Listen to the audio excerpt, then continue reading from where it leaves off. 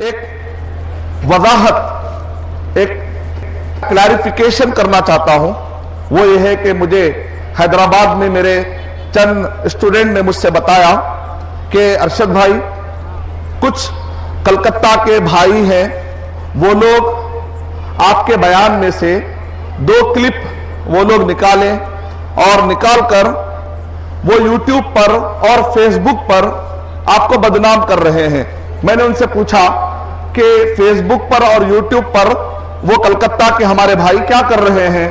تو ہمارے اسٹوڈنٹ نے مجھ سے کہا کہ وہ یہ کہہ رہے ہیں کہ شرک پر کوئی کمپرومائز نہیں ہونا چاہیے, اور شرک کے بارے میں کوئی جھول نہیں ہونا چاہیے, اور شرک کو چھپا کر نظر انداز کر کے کوئی اتحاد قائم نہیں ہو سکتا.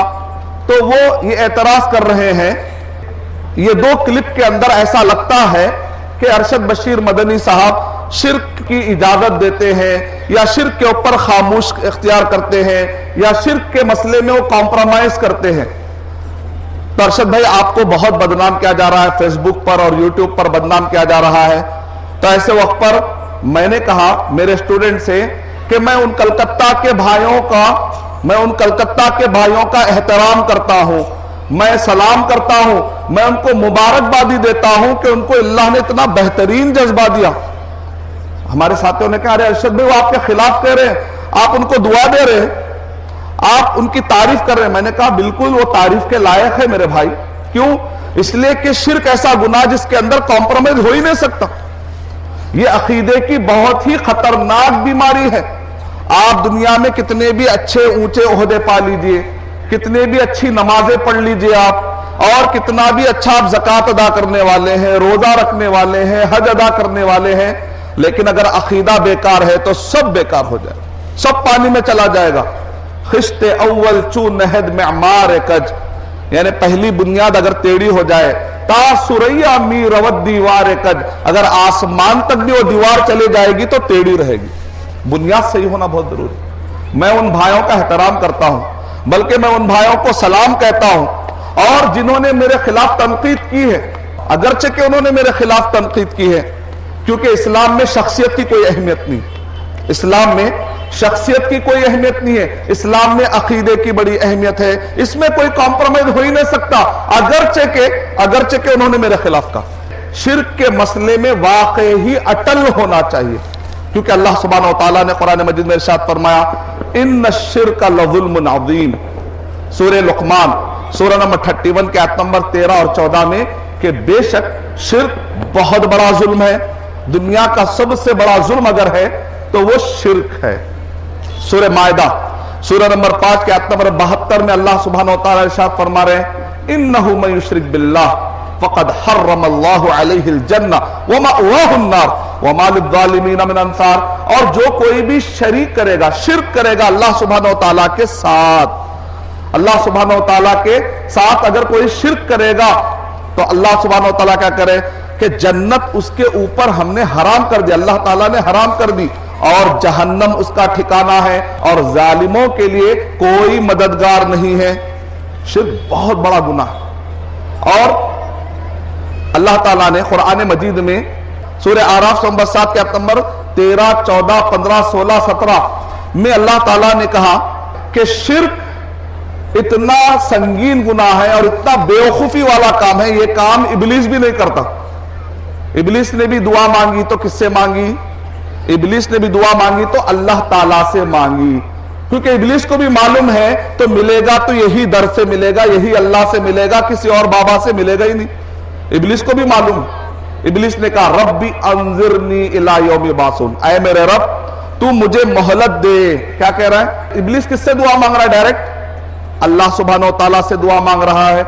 اور ابلیس مانگتے وقت پر درمیان میں کوئی وسیلہ بھی نہیں ڈال رہا ہے. دیکھیا, اے میرے رب تو مجھے قیامت تک کے لیے مہلت دے. اور آپ دیکھیں, ہم کئی لوگوں سے پوچھتے ہیں بھائی آپ شرک کیوں کر رہے ہیں, آپ ان سے جا کر کیوں پوچھتے ہیں, ڈائریکٹ اللہ تعالیٰ سے کیوں نہیں مانگتے؟ تو وہ لوگ کہتے ہیں ہم اتنے گنہگار ہیں ارشد بھائی، ہم اتنے گنہگار ہیں، ہم ڈائریکٹ اللہ تعالیٰ سے نہیں مانگ سکتے، کیا منہ لے کے مانگے، ہم اتنے گنہگار ہیں، اس لیے ہم نیک لوگوں سے مانگتے ہیں تاکہ یہ نیک لوگ اللہ تعالیٰ سے ہم کو دلا دے۔ تو میں نے ان سے کہا آخر ایسا کیا گناہ کر لیا بھائی جو ابلیس سے بھی خطرناک ہے؟ آخر ایسا کیا گناہ کر لیا آپ جو ابلیس سے بھی خطرناک ہے؟ ابلیس نے دعا کی تو اللہ نے دعا قبول کی کہ نہیں کی؟ اور ابلیس نے ڈائریکٹ دعا کی۔ اور بعض لوگ کہتے ہیں نعوذ باللہ ایک من گھڑت روایت کی بنیاد پر کہ آدم علیہ السلام نے جب اپنے بخشش کے لیے معافی مانگی تو انہوں نے محمد صلی اللہ علیہ وسلم کا وسیلہ دیا۔ ایک نبی کو وسیلے کی ضرورت پڑ سکتی ہے کیا؟ اور جبکہ ابلیس ڈائریکٹ مانگ رہا ہے اور ابلیس کی دعا قبول ہو رہی ہے۔ اور آدم علیہ السلام کا انتقال ہو گیا لیکن ابلیس آج بھی زندہ ہے۔ اللہ نے دعا قبول کی کہ نہیں کی؟ اللہ نے دعا قبول کی۔ تو اس وجہ سے شرک ایک ایسا بدتر گناہ ہے، وہ ابلیس بھی نہیں کرتا، ابلیس کفر کرتا ہے، ابلیس شرک کرواتا ہے، ابلیس کفر کرواتا ہے لیکن خود شرک نہیں کرتا۔ تو اس وجہ سے یہ بہت ہی سخت گناہ ہے۔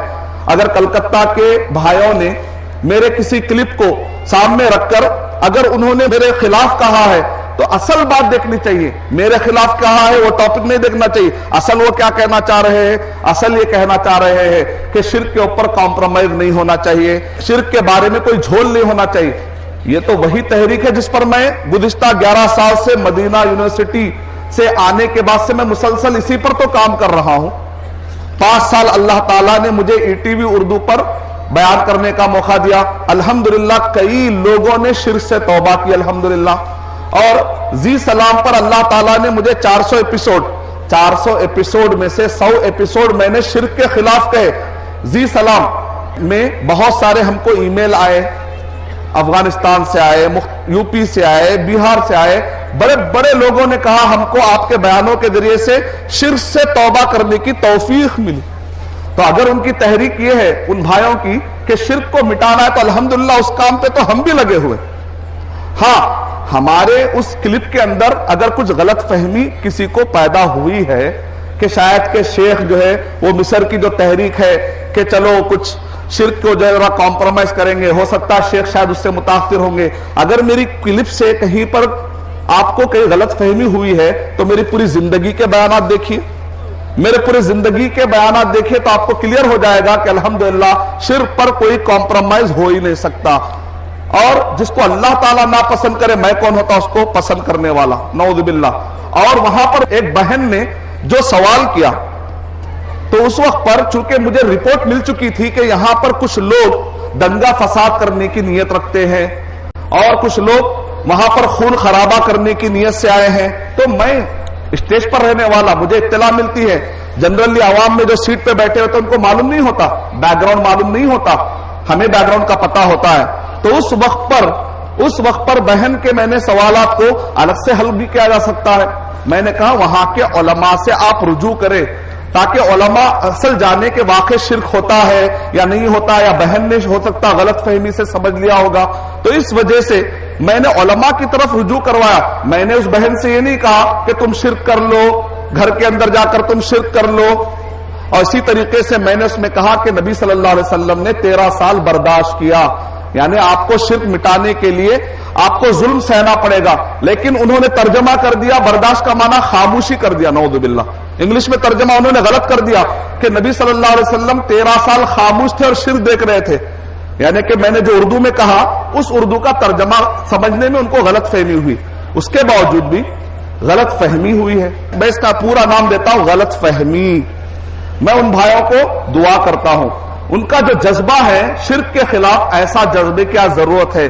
یہاں پر بیٹھنے والے ہر مسلمان بھائی سے میں گزارش کرتا ہوں کہ ایسا جذبہ اپنے اندر پیدا کریں۔ شرک کے مسئلے میں آپ کسی کو بھی جس کو کہتے ہیں نہیں بخشنا چاہیے، کسی کو بھی نہیں بخشنا چاہیے۔ اور صحابہ اور تابعین ایسے ہی تھے، اپنے سگے بھائی کو بھی وہ لوگ بخشتے نہیں تھے شرک کے مسئلے میں، جھوٹ کے مسئلے میں۔ تو انہوں نے الحمدللہ صحابہ کی سنت پوری کی ہے، اگرچہ کہ انہوں نے میرے خلاف تنقید کی ہے، میں ان کا احترام کرتا ہوں۔ تو یہ چند باتیں تھی جو میں وضاحت کرنا اس لیے سمجھتا ہوں کیونکہ مجھے اطلاع ملی کہ صرف حیدرآباد میں نہیں بلکہ یہاں پر بھی ہمارے بعض بھائیوں کو غلط فہمی ہوئی کہ انہوں نے جو ہے وہ کلپس یہاں پر پھیلا ہے تو ہمارے معصوم بڑے نیک بھائی جو ہے نا وہ پریشان ہو گئے اور یہ غلط فہمی کا وہ شکار ہو گئے. تو میں کہہ رہا ہوں کہ میرے بیانات ہیں شرک مٹانے اور توحید کو قائم کرنے کے لیے سخت محنت کی ضرورت. میں کھل کر الحمدللہ کہتا ہوں اور ماشاءاللہ جس بیان میں یہ معاملہ پیش آیا کئی شرک کرنے والے بھائیوں نے توبہ کی. یہ رخ نہیں معلوم کئی لوگوں کو. میں اللہ تعالیٰ سے دعا کرتا ہوں کہ اللہ سبحانہ و تعالیٰ بھائیوں کی ان غلط فہمیوں کو مٹا دے اور اسی طریقے سے ہم کو مل جل کر صحیح عقیدے کے لیے توحید کے لیے کام کرنے والا بنائے, شرک سے نفرت کرنے والا بنائے.